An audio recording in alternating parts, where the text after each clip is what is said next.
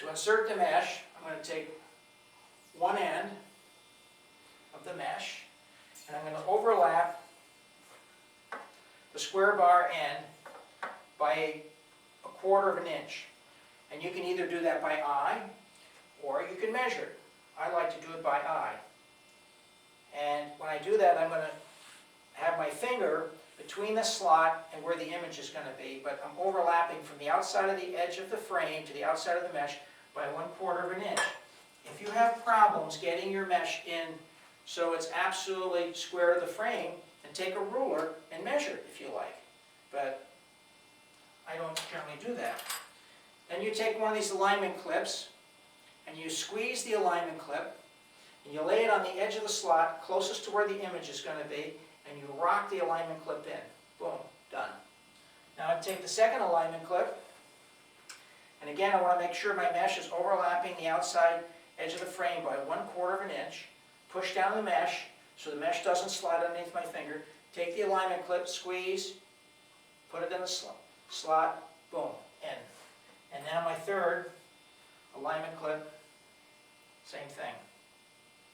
Squeeze, and in I go. Now I've got some wrinkles in between those alignment clips, so I'm going to take a hold of the mesh at the two ends of the slot. I'm going to pull my hands apart, get the wrinkles out.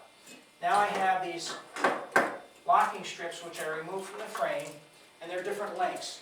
So you're going to say, uh-oh, which one goes where? Just bang them on the end. The long one goes on the square bar end.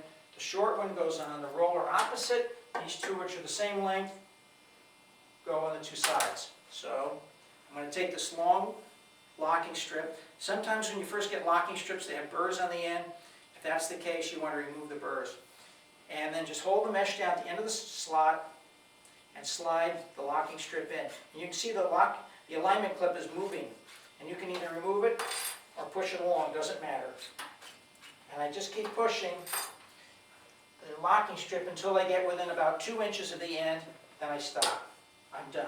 And if you want to check your quality, just lay the mesh down and see if it's parallel to the outside edge of the frame. It can either overlap or not quite reach or be exactly even, doesn't matter. It just has to be parallel. And this is absolutely parallel. I got a good insertion. If this side is right, the other 3 sides will come out perfectly. The key is this side. This is the most important part of this entire operation, and I'm done with it.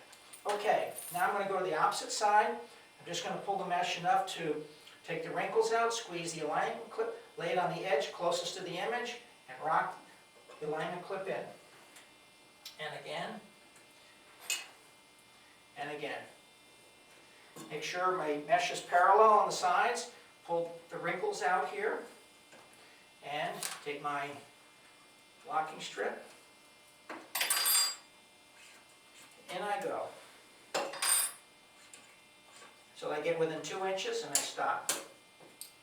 Okay, now I'm going to do the sides, and I'm pulling enough just to get the wrinkles out. Again, squeeze, lay it on the edge of the slot there, in goes the alignment clip. And again, and again. Simple.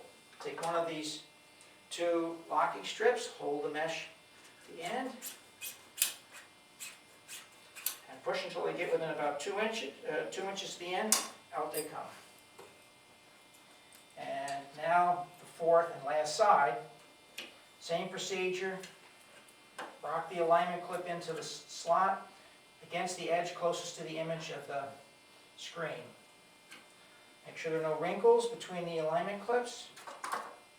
Take the locking strip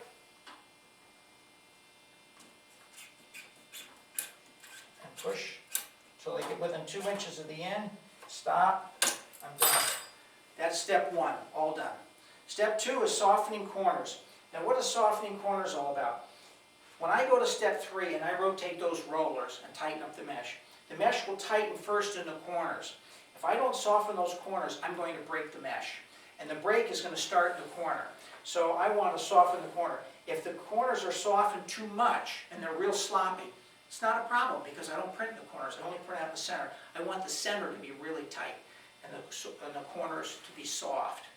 when you break mesh, and you will, everybody does at some time or other, you have two types of breaks. One is where the break comes out of the corner and goes on an angle.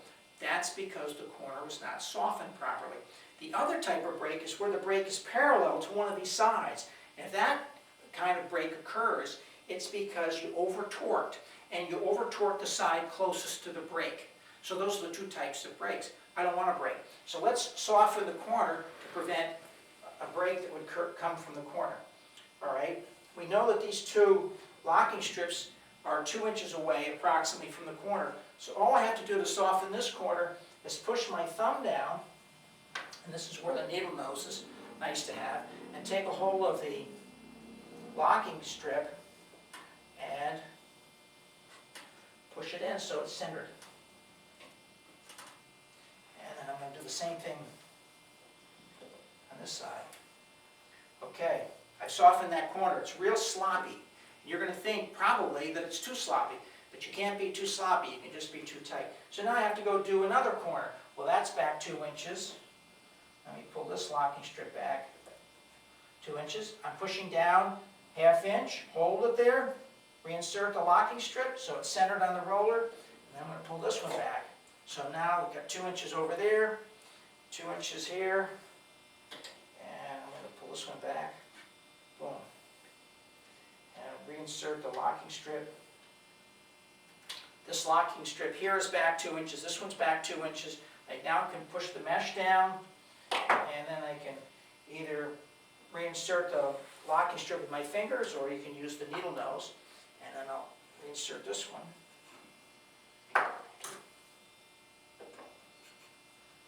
And now the last corner, I'm going to push, or this is the third corner. I'm going to push this down, ½ inch, reinsert the locking strip, reinsert that locking strip.